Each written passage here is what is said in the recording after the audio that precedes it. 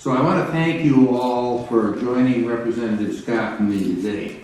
It's great to see such a diverse group of attendees come together to support criminal justice reform.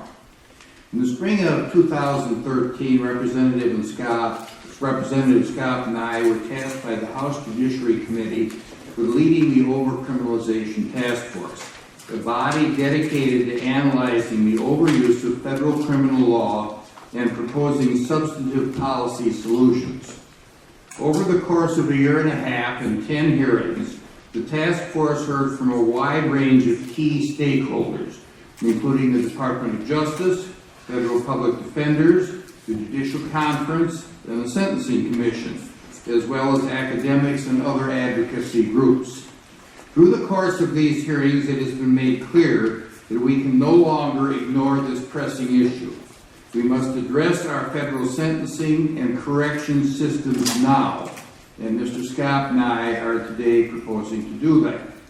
Over the past 3 decades, America's federal prison population has more than quadrupled, from 500,000 in 1980 to more than 2.3 million today.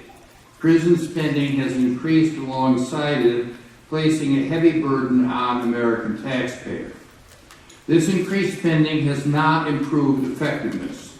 More than 40% of ex-convicts return to prison within 3 years of release. There is a better way, and there has to be a better way. Like so many of our federal policies, we're learning from innovations in the states. States have taken a bipartisan approach to changing their sentencing and corrections policies, focusing prison space on career criminals, violent offenders, and strengthening their supervision practices. Also dealing with certain nonviolent crimes outside the prison walls in ways that actually prevent future crime. Today, Mr. Scott and I are introducing the Safe Justice Act. This legislation advances research-based sentencing, release, and supervision policies borrowed from the success that red and blue states alike across the nation have enjoyed. The Safe Justice Act tackles the major drivers of the federal prison population at the front and back ends of the system. First of all, it curtails our ballooning number of regulatory crimes. These are criminal statutes or criminal rules that were never passed by Congress. They were imposed by administrative regulation, and nobody knows how many there are. There was testimony by Congressman Rooney of Florida today that said that there probably are 300,000 or more of them.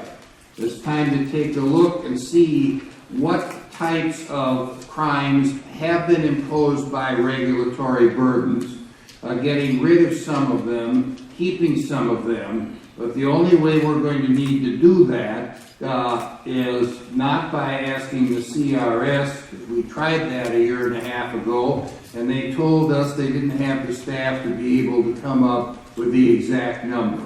That is a shocking statistic. The bill also builds off the earned time proposals of my colleagues and expands recidivism reduction programming to incentivize and reward those who are working to make a change.